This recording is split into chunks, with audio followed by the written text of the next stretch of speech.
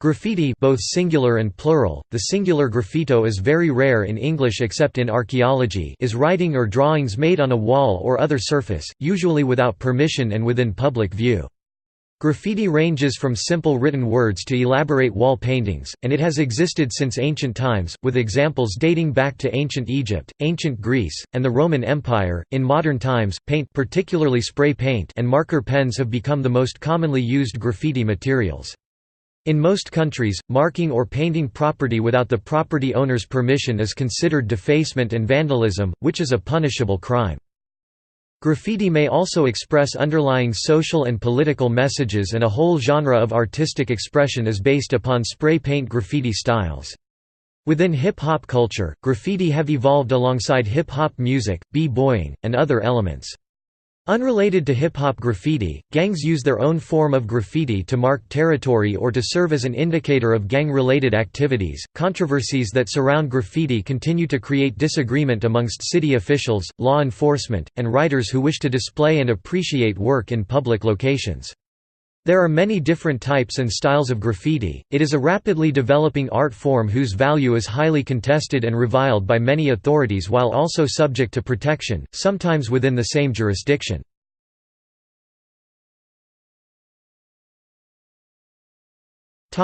Etymology. Both graffiti and its occasional singular form, graffito, are from the Italian word graffiato, scratched. Graffiti is applied in art history to works of art produced by scratching a design into a surface. A related term is sgraffito, which involves scratching through one layer of pigment to reveal another beneath it. This technique was primarily used by potters who would glaze their wares and then scratch a design into it. In ancient times, graffiti were carved on walls with a sharp object, although sometimes chalk or coal were used. The word originates from Greek graphein, meaning to write.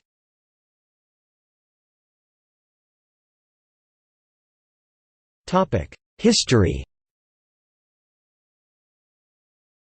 The term graffiti referred to the inscriptions, figure drawings, and such, found on the walls of ancient sepulchres or ruins, as in the catacombs of Rome or at Pompeii. Use of the word has evolved to include any graphics applied to surfaces in a manner that constitutes vandalism. The only known source of the Safetic language, a form of Proto-Arabic, is from graffiti, inscriptions scratched onto the surface of rocks and boulders in the predominantly basalt desert of southern Syria, eastern Jordan, and northern Saudi Arabia. Safetic dates from the 1st century BC to the 4th century AD.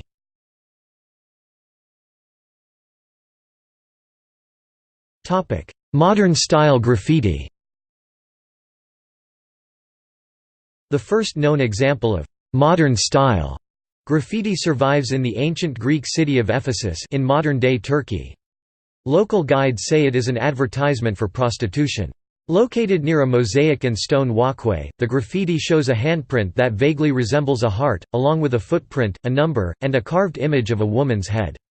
This is believed to indicate that a brothel was nearby, with the handprint symbolizing payment. The ancient Romans carved graffiti on walls and monuments, examples of which also survive in Egypt. Graffiti in the classical world had different connotations than they carry in today's society concerning content. Ancient graffiti displayed phrases of love declarations, political rhetoric, and simple words of thought, compared to today's popular messages of social and political ideals. The eruption of Vesuvius preserved graffiti in Pompeii, which includes Latin curses, magic spells, declarations of love, alphabets, political slogans, and famous literary quotes, providing insight into ancient Roman street life. One inscription gives the address of a woman named Novelia Primigenia of Nuceria, a prostitute, apparently of great beauty, whose services were much in demand. Another shows a phallus accompanied by the text, Mansueta tenae, handle with care. Disappointed love also found its way onto walls in antiquity. Ancient tourists visiting the 5th century citadel at Sigiriya in Sri Lanka scribbled over 1800 individual graffiti there between the 6th and 18th centuries. Etched on the surface of the mirror wall, they contain pieces of prose, poetry, and commentary. The majority of these visitors appear to have been from the elite of society, royalty, officials, professions, and clergy. There were also soldiers, archers, and even some metalworkers. The topics range from love to satire, curses, wit, and lament. Many demonstrate a very high level of literacy and a deep appreciation of art and poetry. Most of the graffiti refer to the frescoes of semi-nude females found there. One reads, among the ancient political graffiti examples were Arab satirist poems. Yazid al-Himyari, an Umayyad Arab and Persian poet, was most known for writing his political poetry on the walls between Sahistan and Basra, manifesting a strong hatred towards the Umayyad regime and its walis, and people used to read and circulate them very widely.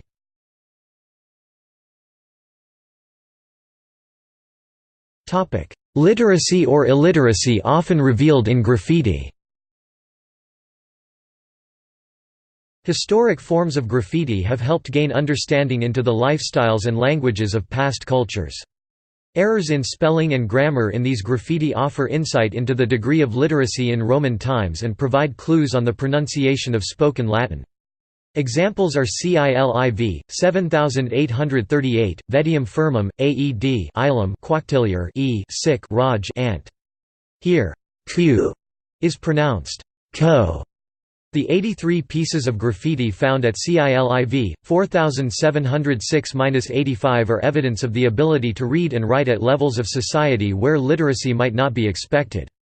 The graffiti appear on a peristyle which was being remodeled at the time of the eruption of Vesuvius by the architect Crescens. The graffiti were left by both the foreman and his workers. The brothel at Cil 7, 12, 18–20 contains more than 120 pieces of graffiti, some of which were the work of the prostitutes and their clients. The Gladiatorial Academy at Ciliv. 4397 was scrawled with graffiti left by the gladiator Cellidus Crescens, Suspirium puellarum Cellidus Thrax. Cellidus the Thracian makes the girls sigh. Another piece from Pompeii, written on a tavern wall about the owner of the establishment and his questionable wine. It was not only the Greeks and Romans who produced graffiti. The Maya site of Tikal in Guatemala contains examples of ancient Maya graffiti. Viking graffiti survive in Rome and at Newgrange Mound in Ireland, and a Varangian scratched his name Halfdan in runes on a banister in the Hagia Sophia at Constantinople. These early forms of graffiti have contributed to the understanding of lifestyles and languages of past cultures. Graffiti, known as tacherons, were frequently scratched on Romanesque Scandinavian church walls. When Renaissance artists such as Pinturicchio, Raphael, Michelangelo, Ghirlandaio, or Filippino Lippi descended into the ruins of Nero's Domus Aurea, they carved or painted their names and returned to initiate the grottish style of decoration. There are also examples of graffiti occurring in American history, such as Independence Rock, a national landmark along the Oregon Trail. Later, French soldiers carved their names on monuments during the Napoleonic campaign of Egypt in the 1790s. Lord Byron survives on one of the columns of the Temple of Poseidon at Cape Sunion in Attica, Greece. Ancient graffiti.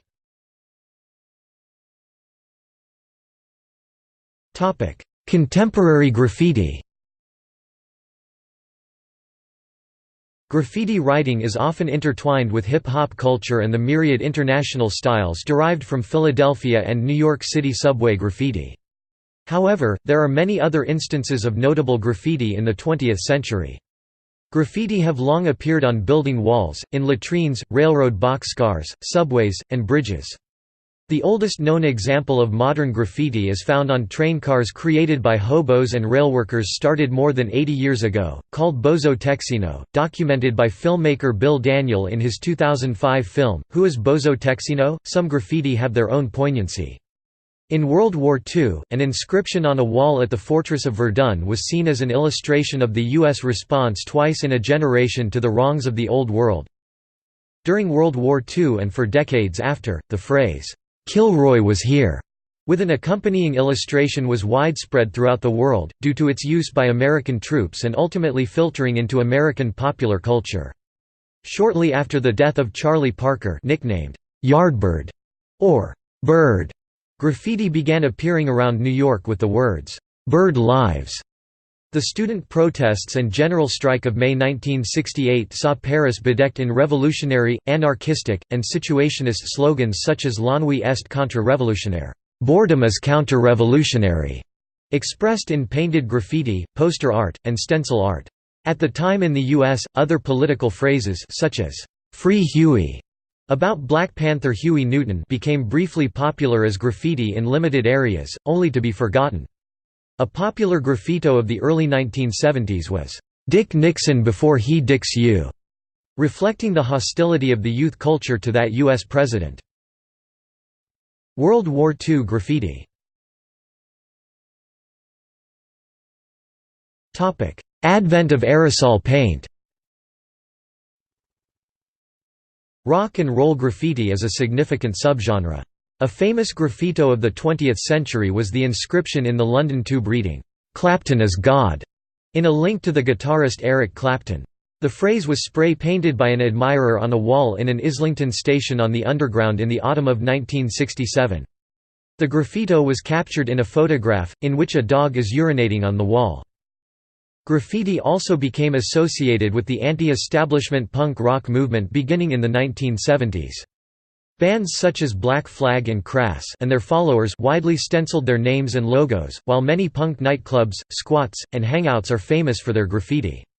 In the late 1980s, the upside-down martini glass that was the tag for punk band Missing Foundation was the most ubiquitous graffito in Lower Manhattan, and was copied by hardcore punk fans throughout the US and West Germany. Along similar lines was the legend, "Frodo lives," referring to the protagonist of The Lord of the Rings. Early spray-painted graffiti. Spread of hip-hop culture. In 1979, graffiti artist Lee Quinones and Fab Five Freddy were given a gallery opening in Rome by art dealer Claudio Bruni. For many outside of New York, it was their first encounter with their art form. Fab Five Freddy's friendship with Debbie Harry influenced Blondie's single, "Rapture", Chrysalis, 1981, the video of which featured Jean-Michel Basquiat, and offered many their first glimpse of a depiction of elements of graffiti in hip-hop culture. Jajaja toured Germany, Switzerland, Belgium, and Holland with a large graffiti canvas as a backdrop.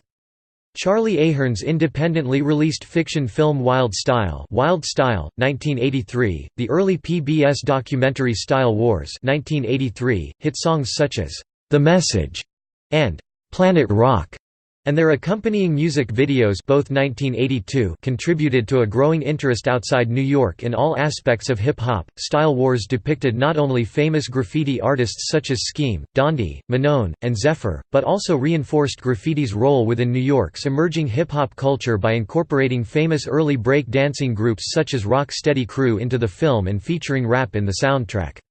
Although many officers of the New York City Police Department found this film to be controversial, Style Wars is still recognized as the most prolific film representation of what was going on within the young hip-hop culture of the early 1980s. Fab Five Freddy and Futura 2000 took hip-hop graffiti to Paris and London as part of the New York City Rap Tour in 1983. Hollywood also paid attention, consulting writers such as Phase 2 as it depicted the culture and gave it international exposure in movies such as Beat Street, Orion, 1984.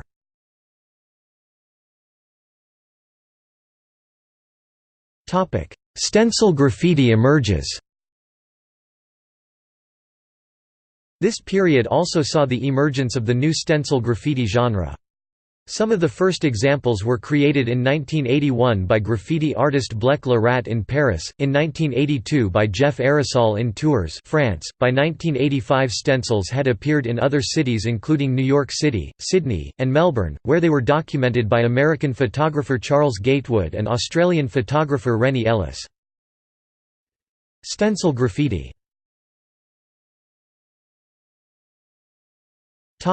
Graffiti as a memorial. People often leave their traces in wet cement or concrete. This type of graffito often commemorates the mutual commitment of a couple, or simply records a person's presence at a particular moment. Often this type of graffito is dated and is left untouched for decades, offering a look into local historical minutiae.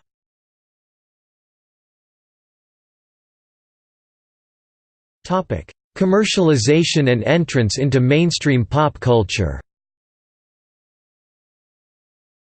With the popularity and legitimization of graffiti has come a level of commercialization.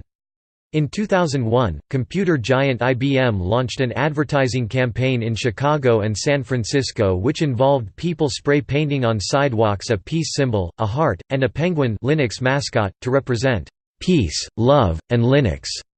Due to laws forbidding it, some of the street artists were arrested and charged with vandalism, and IBM was fined more than $120,000 for punitive damages and cleanup costs. In 2005, a similar ad campaign was launched by Sony and executed by Tats Crew in New York, Chicago, Atlanta, Philadelphia, Los Angeles, and Miami, to market its handheld PSP gaming system. In this campaign, taking notice of the legal problems of the IBM campaign, Sony paid building owners for the rights to paint on their buildings a collection of dizzy-eyed urban kids playing with the PSP as if it were a skateboard, a paddle, or a rocking horse.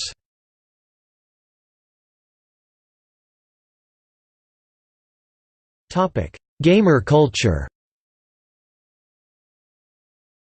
Along with the commercial growth has come the rise of video games also depicting graffiti, usually in a positive aspect. For example, the Jet Set Radio series 2000–2003 tells the story of a group of teens fighting the oppression of a totalitarian police force that attempts to limit the graffiti artist's freedom of speech.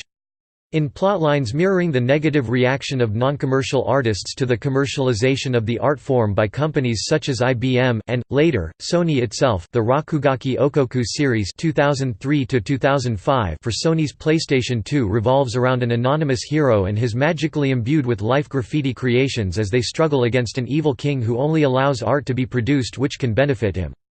Following the original roots of modern graffiti as a political force came another game title, Mark Echo's Getting Up, Contents Under Pressure 2006, featuring a storyline involving fighting against a corrupt city and its oppression of free speech, as in the Jet Set Radio series. Other games which feature graffiti include Bomb the World 2004, an online graffiti simulation created by graffiti artist Clark Kent where users can paint trains virtually at 20 locations worldwide, and Super Mario Sunshine 2002, in which the hero, Mario, must clean the city of graffiti left by the villain, Bowser Jr. in a plotline which evokes the successes of the anti-graffiti task force of New York's Mayor Rudolph Giuliani, a manifestation of the «broken window theory», or those of the «graffiti blasters» of Chicago's Mayor Richard M. Daley. Numerous other non-graffiti-centric video games allow the player to produce graffiti, such as the Half-Life series, the Tony Hawk's series, the URBZ, Sims in the City, Rolling, and Grand Theft Auto: San Andreas. Counter-Strike, which is a Half-Life mod, allows users to create their own graffiti tags to use in the game. Many other titles contain in-game depictions of graffiti, including The Darkness, Double Dragon 3, The Rosetta Stone, NetHack, Samurai Champloo, Sidetracked, The World Ends With You, The Warriors, Just Cause, Portal, and various examples of virtual graffiti. There also exist games where the term, graffiti, is used as a synonym for drawing, such as Yahoo Graffiti, Graffiti, etc.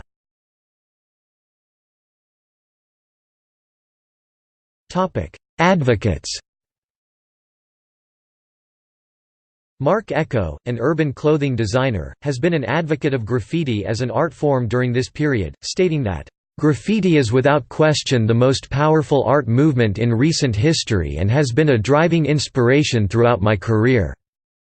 Henry Chaffant is one of the foremost advocates of modern graffiti, having produced the documentary film Style Wars and co-authored the books Subway Art and Spray Can Art. His most recent work, Henry Chaffant's Graffiti Archive, New York City's Subway Art and Artists, displays his over 800 photographs of New York City subway graffiti art. Keith Haring was another well-known graffiti artist who brought pop art and graffiti to the commercial mainstream. In the 1980s, Haring opened his first pop shop, a store that offered everyone access to his works, which until then could only be found spray-painted on city walls. Pop shop offered commodities such as bags and T-shirts. Haring explained that, "The pop shop makes my work accessible. It's about participation on a big level. The point was that we didn't want to produce things that would cheapen the art. In other words, this was still art as statement." Graffiti have become a common stepping stone for many members of both the art and design communities in North America and abroad. Within the United States, graffiti artists such as Mike Giant, Pursue, Rhyme, Noah, and countless others have made careers in skateboard, apparel, and shoe design for companies such as DC Shoes, Adidas, Rebel 8, Osiris, or Circa. Meanwhile, there are many others such as DZINE, Days, Blade, and the Mac who have made the switch to being gallery artists, often not even using their initial medium, spray paint, but perhaps the greatest example of graffiti artists infiltrating mainstream pop culture is the French crew 123 Clan. Founded as a graffiti crew in 1989 by Cyan and Chlor, 123 Clan has gradually turned their hands to illustration and design while still maintaining their graffiti practice and style. In doing so, they have designed and produced logos and illustrations, shoes, and fashion for the likes of Nike, Adidas, Lamborghini, Coca-Cola, Stussy, Sony, Nasdaq, and more.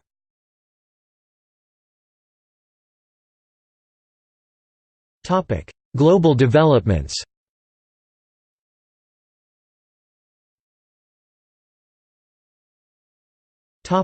South America.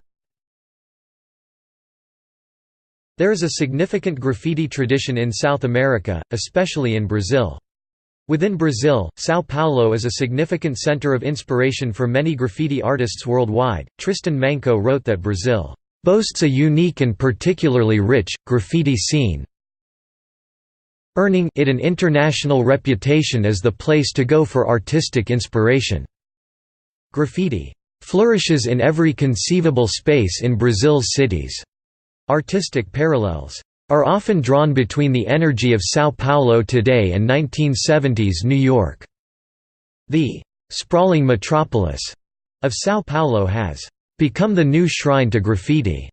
Manco alludes to poverty and unemployment and the epic struggles and conditions of the country's marginalized peoples, and to Brazil's chronic poverty as the main engines that have fueled a vibrant graffiti culture.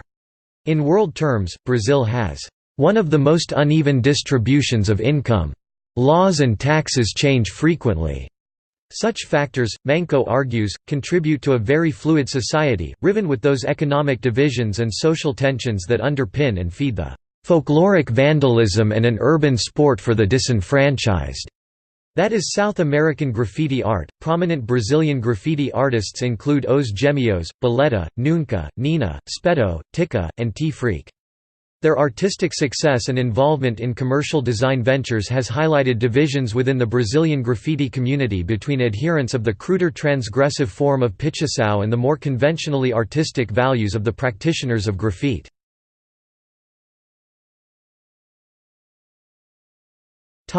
Middle East. Graffiti in the Middle East is emerging slowly, with pockets of taggers operating in the various emirates of the United Arab Emirates, in Israel, and in Iran. The major Iranian newspaper Hamshari has published 2 articles on illegal writers in the city with photographic coverage of Iranian artist A11's works on Tehran walls. Tokyo-based design magazine, Pingmag, has interviewed A11 and featured photographs of his work. The Israeli West Bank barrier has become a site for graffiti, reminiscent in this sense of the Berlin Wall. Many graffiti artists in Israel come from other places around the globe, such as JUIF from Los Angeles and DEVIONE from London. The religious reference, NNHNHM Mum, Na Nach Nachma Nachman Muman, is commonly seen in graffiti around Israel.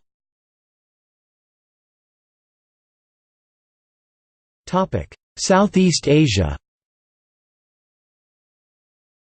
There are also a large number of graffiti influences in Southeast Asian countries that mostly come from modern Western culture, such as Malaysia, where graffiti have long been a common sight in Malaysia's capital city, Kuala Lumpur. Since 2010, the country has begun hosting a street festival to encourage all generations and people from all walks of life to enjoy and encourage Malaysian street culture. Graffiti around the world.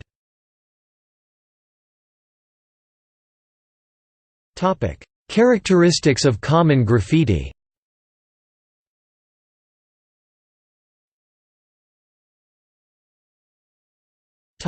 Methods and production. The modern-day graffiti artist can be found with an arsenal of various materials that allow for a successful production of a piece. This includes such techniques as scribing. However, spray paint in aerosol cans is the #1 medium for graffiti. From this commodity comes different styles, technique, and abilities to form masterworks of graffiti. Spray paint can be found at hardware and art stores and comes in virtually every color. Stencil graffiti, originating in the early 1980s, Blek Le Rat, Jeff Aerosol, Speedy Graffito, Miss Tick, is created by cutting out shapes and designs in a stiff material such as cardboard or subject folders to form an overall design or image. The stencil is then placed on the canvas. Gently and with quick, easy strokes of the aerosol can, the image begins to appear on the intended surface. This method of graffiti is popular amongst artists because of its swift technique that requires very little time. Time is always a factor with graffiti artists due to the constant threat of being caught by law enforcement. Graffiti making. Modern experimentation. Modern graffiti art often incorporates additional arts and technologies. For example, Graffiti Research Lab has encouraged the use of projected images and magnetic light-emitting diodes as new media for graffiti artists. Yarnbombing is another recent form of graffiti. Yarnbombers occasionally target previous graffiti for modification, which had been avoided among the majority of graffiti artists.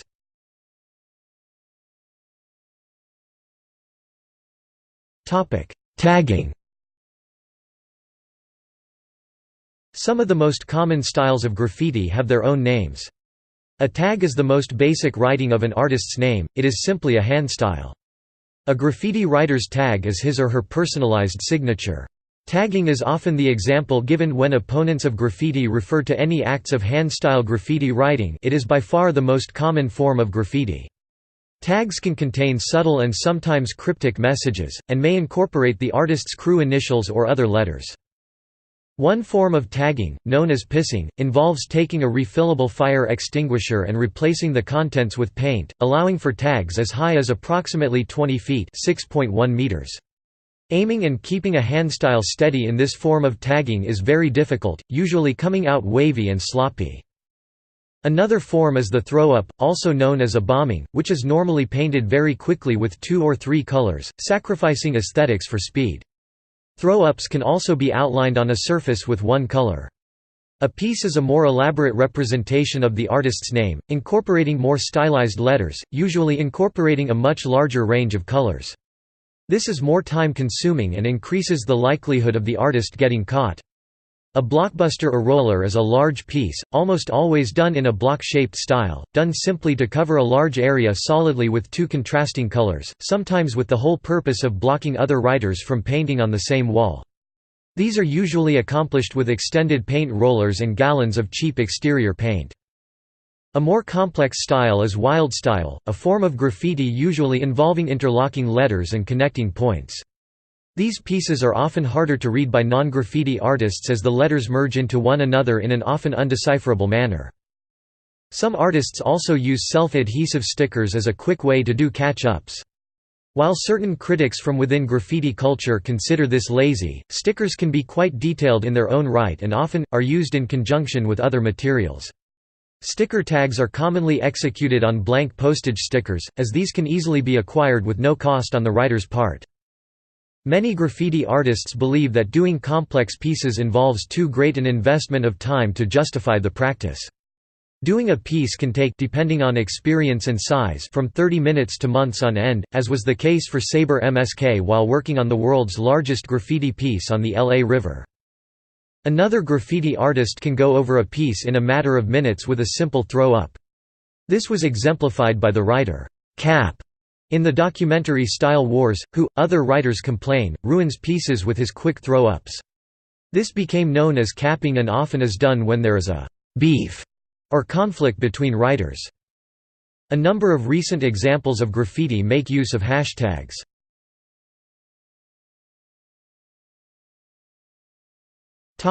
Uses.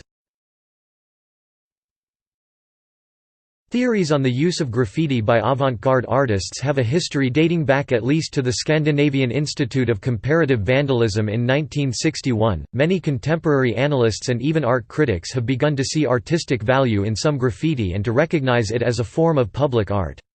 According to many art researchers, particularly in the Netherlands and in Los Angeles, that type of public art is, in fact, an effective tool of social emancipation or, in the achievement of a political goal. The murals of Belfast and of Los Angeles offer another example of official recognition.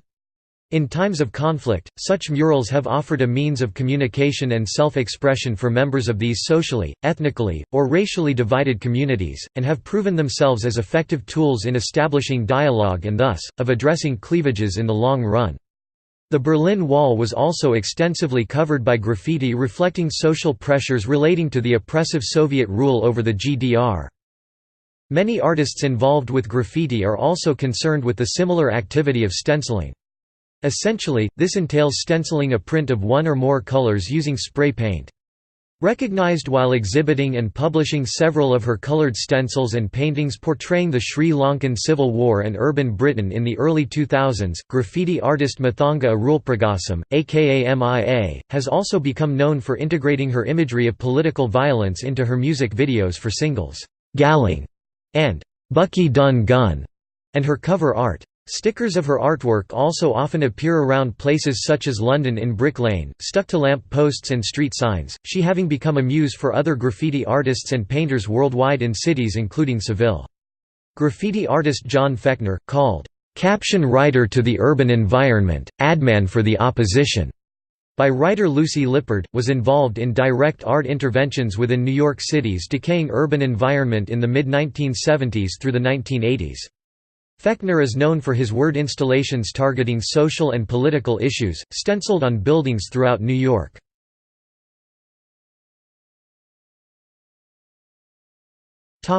Personal expression. Graffiti artists constantly have the looming threat of facing consequences for displaying their graffiti. Many choose to protect their identities and reputation by remaining anonymous. With the commercialization of graffiti and hip-hop in general, in most cases, even with legally painted graffiti art, graffiti artists tend to choose anonymity. This may be attributed to various reasons or a combination of reasons. Graffiti still remains the one of four hip-hop elements that is not considered performance art, despite the image of the singing and dancing star that sells hip-hop culture to the mainstream. Being a graphic form of art, it might also be said that many graffiti artists still fall in the category of the introverted archetypal artist. Banksy is one of the world's most notorious and popular street artists who continues to remain faceless in today's society. He is known for his political, anti-war stencil art mainly in Bristol, England, but his work may be seen anywhere from Los Angeles to Palestine. In the UK, Banksy is the most recognisable icon for this cultural artistic movement and keeps his identity a secret to avoid arrest. Much of Banksy's artwork may be seen around the streets of London and surrounding suburbs, although he has painted pictures throughout the world, including the Middle East, where he has painted on Israel's controversial West Bank barrier with satirical images of life on the other side. One depicted a hole in the wall with an idyllic beach, while another shows a mountain landscape on the other side. A number of exhibitions also have taken place since 2000, and recent works of art have fetched vast sums of money. Banksy's art is a prime example of the classic controversy, vandalism versus art. Art supporters endorse his work distributed in urban areas as pieces of art, and some councils, such as Bristol and Islington, have officially protected them, while officials of other areas have deemed his work to be vandalism and have removed it. Pixnit is another artist who chooses to keep her identity from the general public. Her work focuses on beauty and design aspects of graffiti as opposed to Banksy's anti-government shock value. Her paintings are often of flower designs above shops and stores in her local urban area of Cambridge, Massachusetts. Some store owners endorse her work and encourage others to do similar work as well. "One of the pieces was left up above Steve's kitchen, because it looks pretty awesome." Aaron Scott, the manager of New England Comics in Allston, Massachusetts. Personal graffiti. Radical and political. Graffiti often has a reputation as part of a subculture that rebels against authority, although the considerations of the practitioners often diverge and can relate to a wide range of attitudes. It can express a political practice and can form just one tool in an array of resistance techniques. One early example includes the anarcho-punk band Crass, who conducted a campaign of stenciling anti-war, anarchist, feminist, and anti-consumerist messages throughout the London Underground system during the late 1970s and early 1980s. In Amsterdam, graffiti was a major part of the punk scene.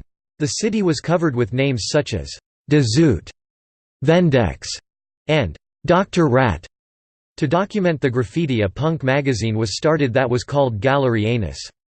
So when hip-hop came to Europe in the early 1980s, there was already a vibrant graffiti culture.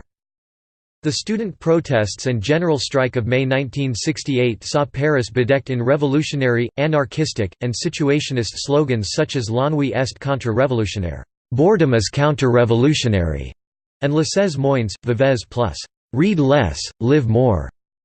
While not exhaustive, the graffiti gave a sense of the millenarian and rebellious spirit, tempered with a good deal of verbal wit, of the strikers.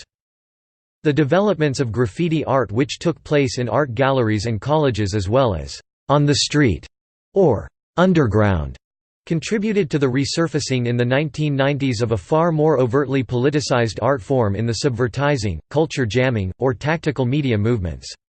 These movements or styles tend to classify the artists by their relationship to their social and economic contexts, since, in most countries, graffiti art remains illegal in many forms except when using non-permanent paint.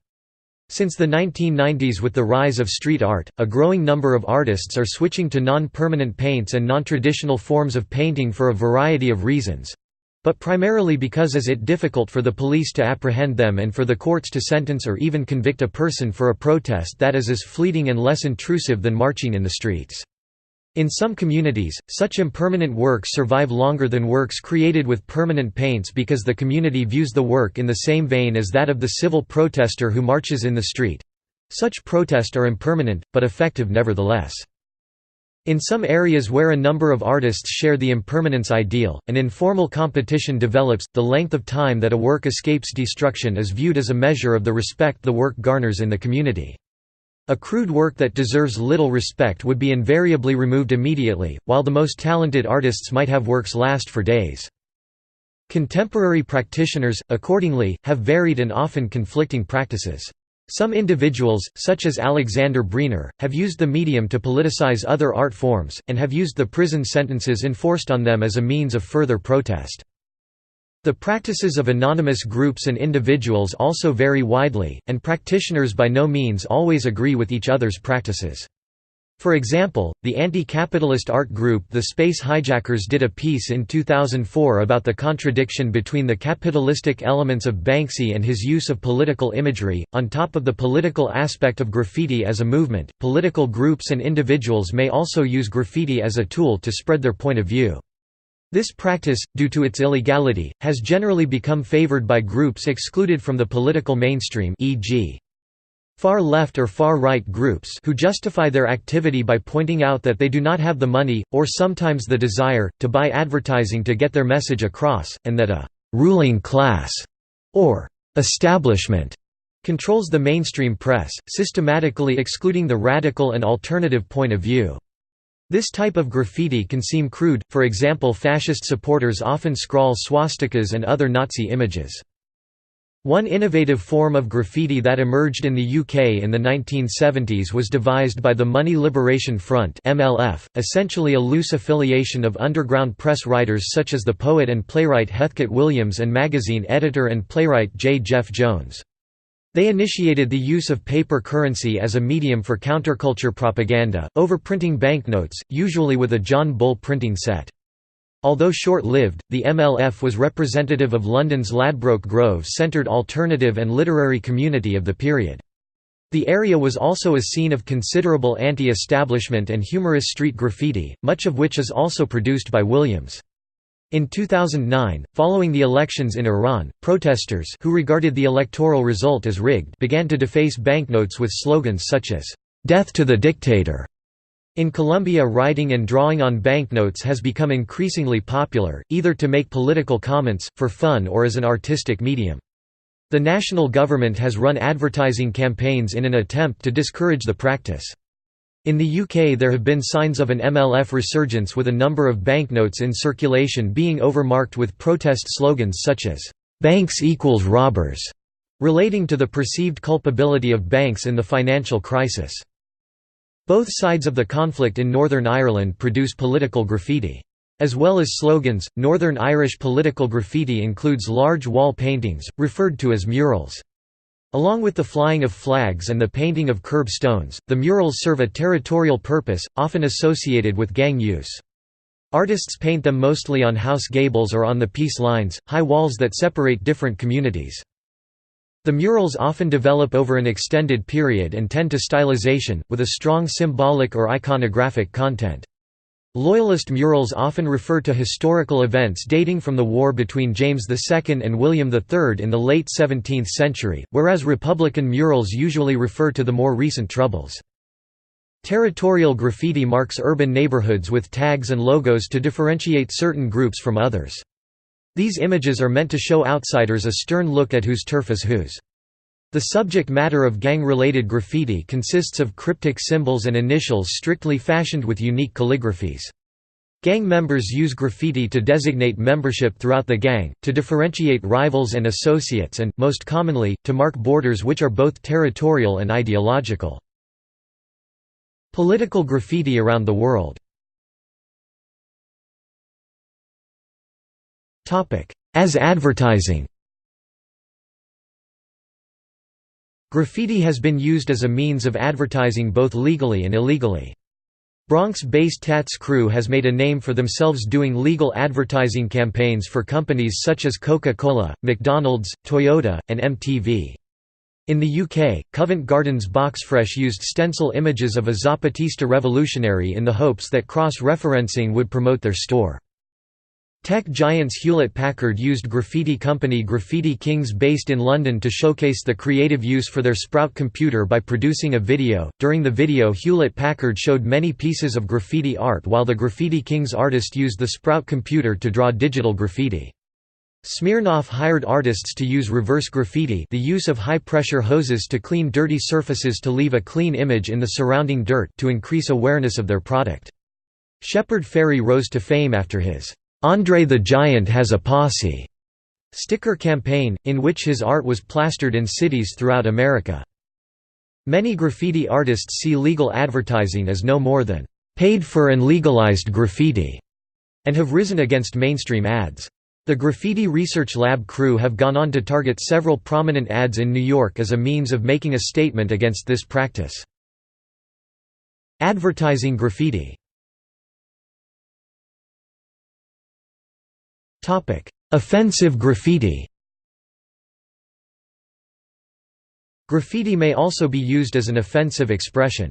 This form of graffiti may be difficult to identify, as it is mostly removed by the local authority, as councils which have adopted strategies of criminalization also strive to remove graffiti quickly. Therefore, existing racist graffiti is mostly more subtle and at first sight, not easily recognized as racist. It can then only be understood if one knows the relevant local code, social, historical, political, temporal, and spatial, which is seen as heteroglot and thus a unique set of conditions in a cultural context. A spatial code, for example, could be that there is a certain youth group in an area that is engaging heavily in racist activities. So, for residents knowing the local code, a graffiti containing only the name or abbreviation of this gang already is a racist expression, reminding the offended people of their gang activities. Also, a graffiti is in most cases the herald of more serious criminal activity to come. A person who does not know these gang activities would not be able to recognize the meaning of this graffiti. Also, if a tag of this youth group or gang is placed on a building occupied by asylum seekers, for example, its racist character is even stronger, hence, the lack of obvious racist graffiti does not necessarily mean that there is none. By making the graffiti less explicit as adapted to social and legal constraints, these drawings are less likely to be removed, but do not lose their threatening and offensive character. Elsewhere, activists in Russia have used painted caricatures of local officials with their mouths as potholes, to show their anger about the poor state of the roads. In Manchester, England, a graffiti artist painted obscene images around potholes, which often resulted in their being repaired within 48 hours.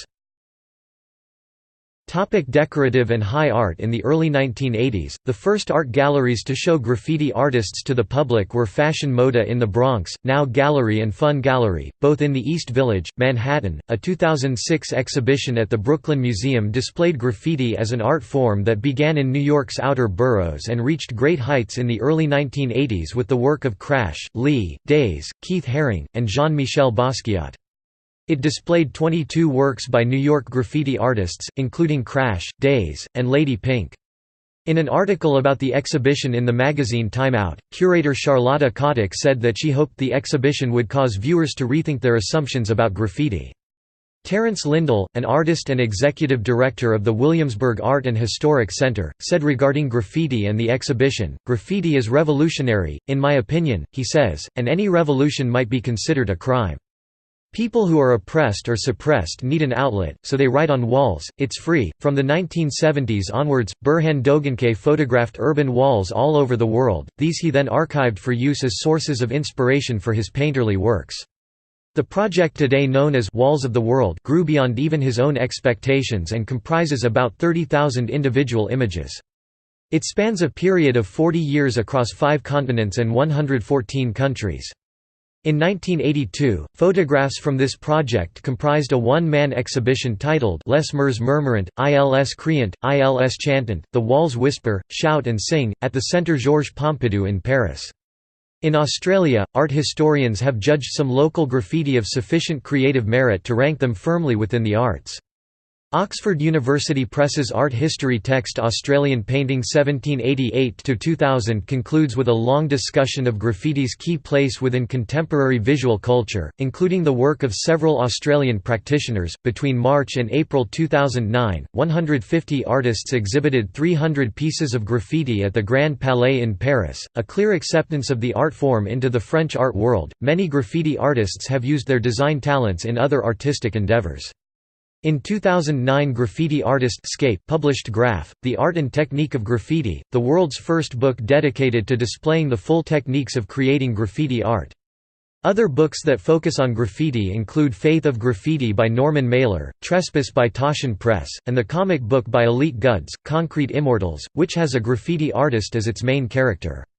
Figurines by Cause, featuring icons of pop culture, often with crossed-out eyes, run in limited editions and sell for thousands of dollars.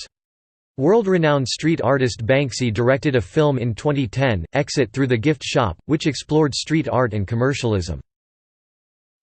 Street art graffiti.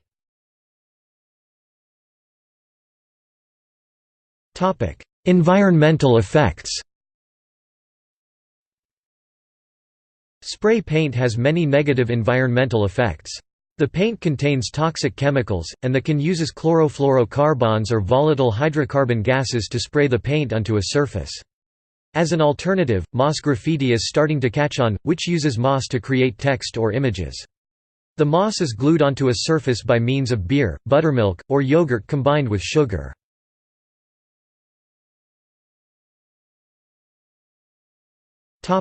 Government responses.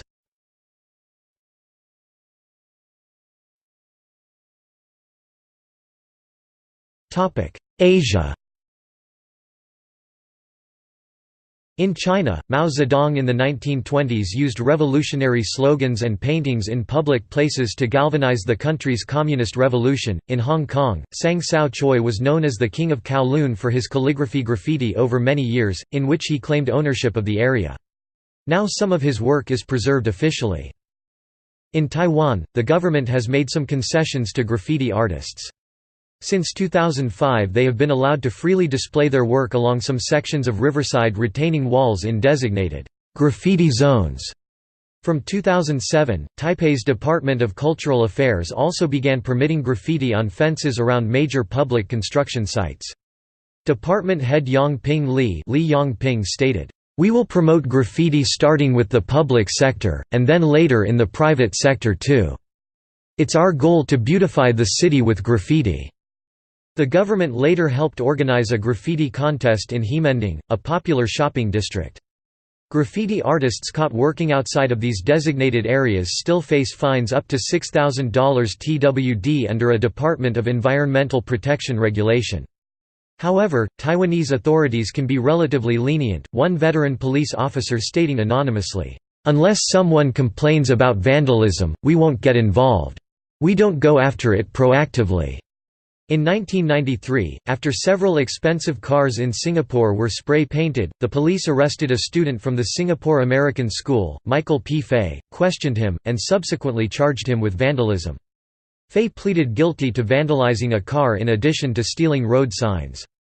Under the 1966 Vandalism Act of Singapore, originally passed to curb the spread of communist graffiti in Singapore, the court sentenced him to 4 months in jail, a fine of $3,500 ($2,233), and a caning.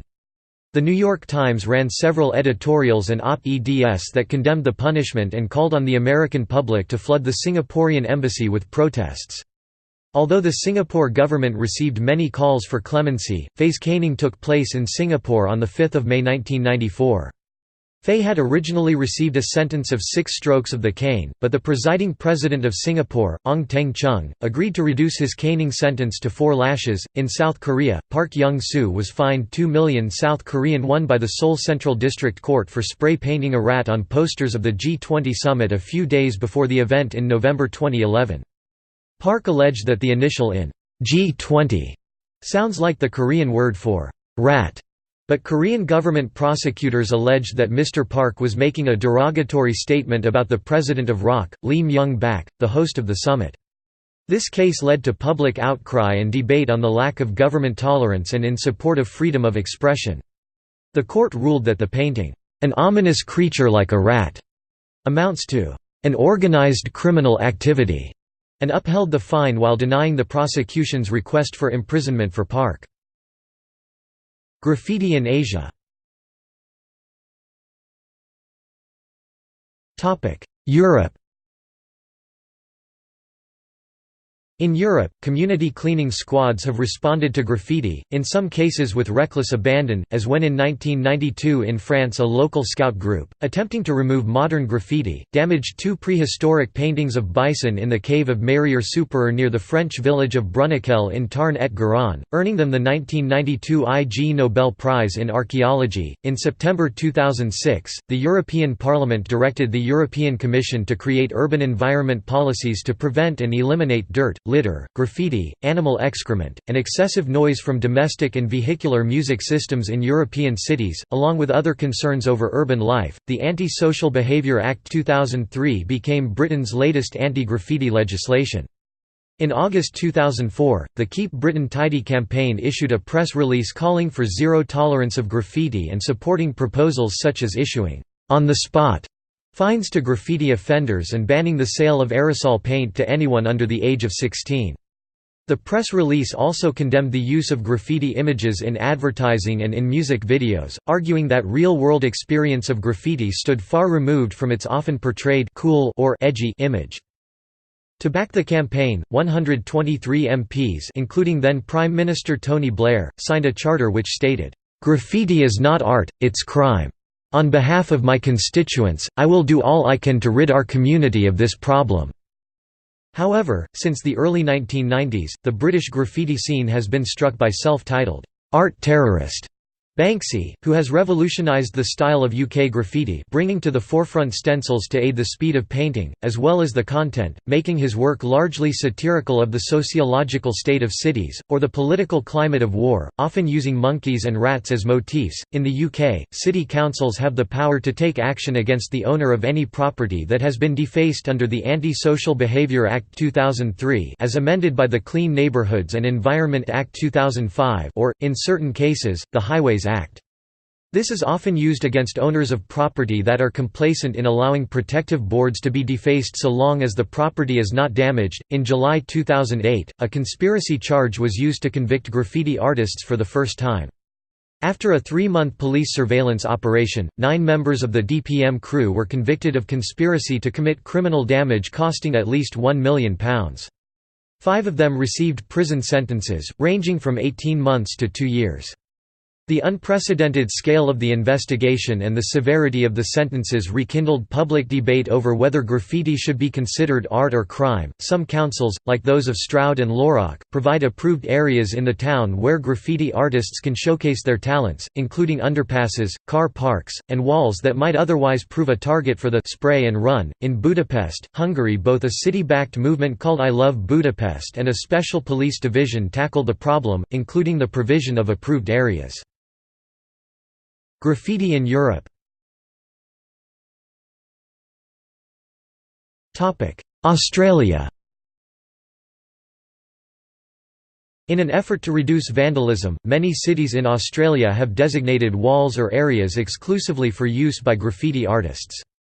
One early example is the Graffiti Tunnel, located at the Camperdown campus of the University of Sydney, which is available for use by any student at the university to tag, advertise, poster, and create art. Advocates of this idea suggest that this discourages petty vandalism yet encourages artists to take their time and produce great art, without worry of being caught or arrested for vandalism or trespassing. Others disagree with this approach, arguing that the presence of legal graffiti walls does not demonstrably reduce illegal graffiti elsewhere. Some local government areas throughout Australia have introduced anti-graffiti squads who clean graffiti in the area, and such crews as BCW Buffers Can't Win have taken steps to keep one step ahead of local graffiti cleaners. Many state governments have banned the sale or possession of spray paint to those under the age of 18, age of majority. However, a number of local governments in Victoria have taken steps to recognise the cultural heritage value of some examples of graffiti, such as prominent political graffiti. Tough new graffiti laws have been introduced in Australia with fines of up to $26,000 and 2 years in prison. Melbourne is a prominent graffiti city of Australia, with many of its lanes being tourist attractions, such as Hosier Lane in particular, a popular destination for photographers, wedding photography, and backdrops for corporate print advertising.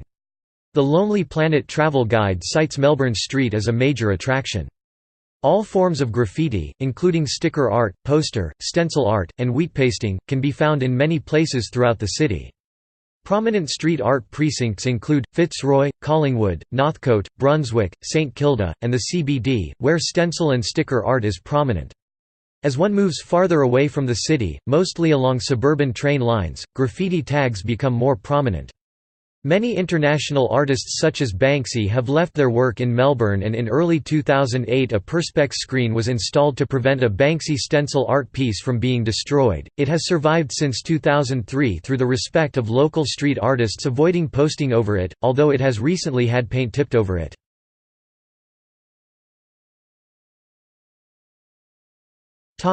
New Zealand. In February 2008, Helen Clark, the New Zealand Prime Minister at that time, announced a government crackdown on tagging and other forms of graffiti vandalism, describing it as a destructive crime representing an invasion of public and private property. New legislation subsequently adopted included a ban on the sale of paint spray cans to persons under 18 and increases in maximum fines for the offence from $200 to $2,000 or extended community service. The issue of tagging became a widely debated one following an incident in Auckland during January 2008 in which a middle-aged property owner stabbed one of 2 teenage taggers to death and was subsequently convicted of manslaughter.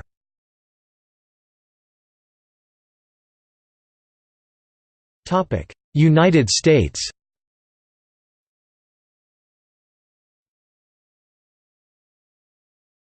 Tracker databases. Graffiti databases have increased in the past decade because they allow vandalism incidents to be fully documented against an offender and help the police and prosecution charge and prosecute offenders for multiple counts of vandalism. They also provide law enforcement the ability to rapidly search for an offender's moniker or tag in a simple, effective, and comprehensive way. These systems can also help track costs of damage to city to help allocate an anti-graffiti budget. The theory is that when an offender is caught putting up graffiti, they are not just charged with one count of vandalism, they can be held accountable for all of the other damage for which they are responsible. This has two main benefits for law enforcement. 1, it sends a signal to the offenders that their vandalism is being tracked. 2, a city can seek restitution from offenders for all of the damage that they have committed, not merely a single incident. These systems give law enforcement personnel real-time, street-level intelligence that allows them to not only focus on the worst graffiti offenders and their damage, but also to monitor potential gang violence that is associated with the graffiti.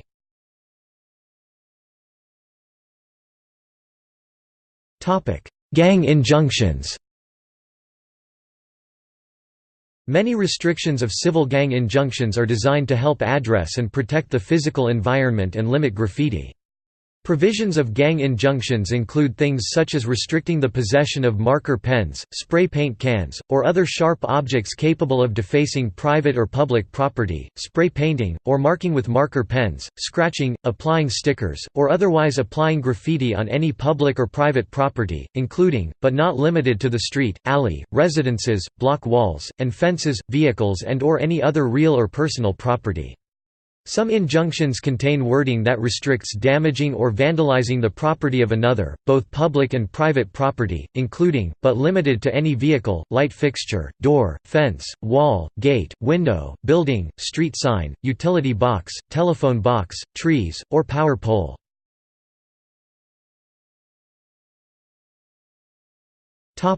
Hotlines and reward programs. To help address many of these issues, many local jurisdictions have set up graffiti abatement hotlines, where citizens can call in and report vandalism and have it removed.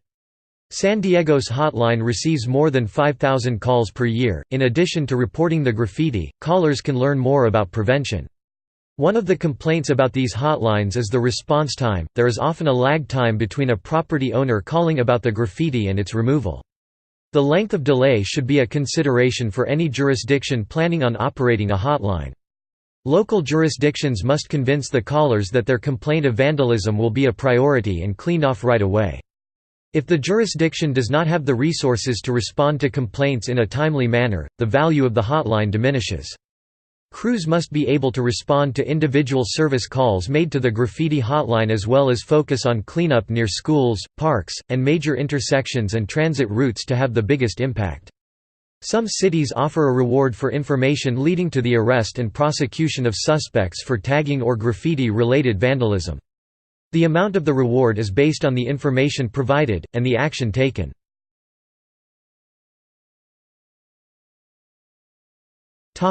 Search warrants. When the police use search warrants in connection with a vandalism investigation, they are often seeking judicial approval to look for items such as cans of spray paint and nozzles from other kinds of aerosol sprays, etching tools, or other sharp or pointed objects used to etch or scratch glass and other hard surfaces, such as permanent marking pens and markers or paint sticks, evidence of membership or affiliation with any gang or tagging crew, paraphernalia to include any reference to tagger's name, and any drawings, writings, objects, or graffiti depicting taggers' names, initials, logos, monikers, slogans, or mention of tagging crew membership, any newspaper clippings relating details of or referring to any graffiti crime. Graffiti in the United States.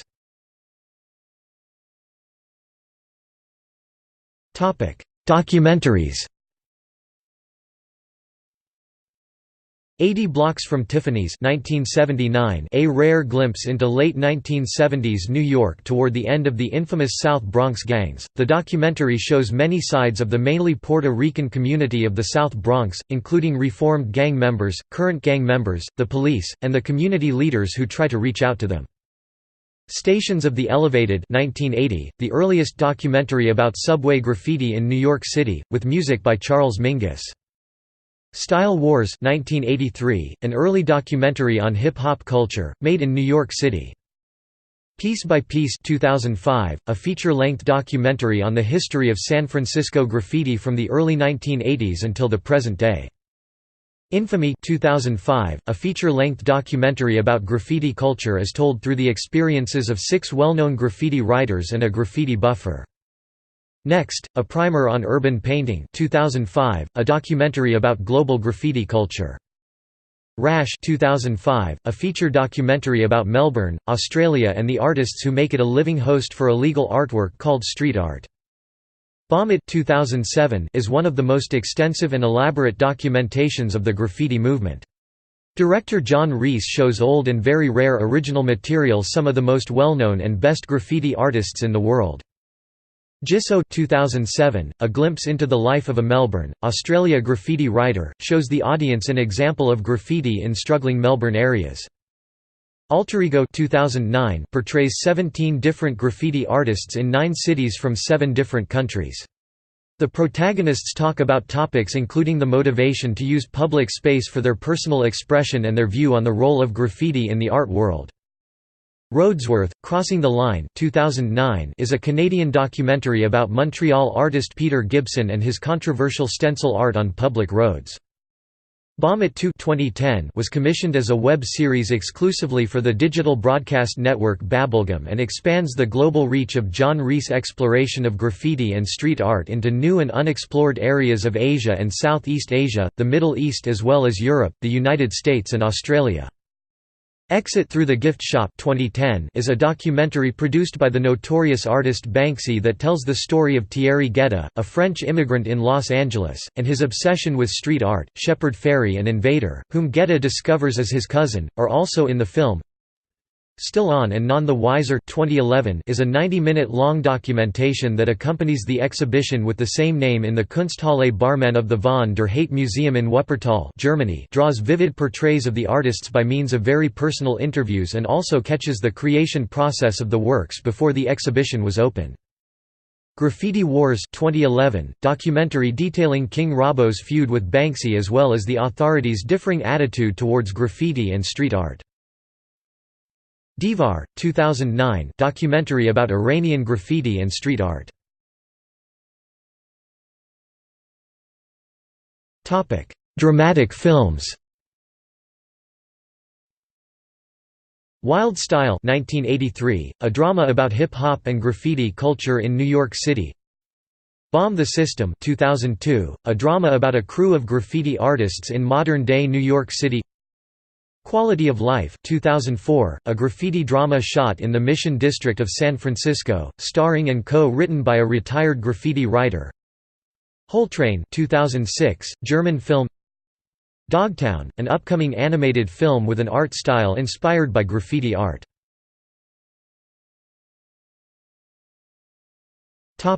Novel.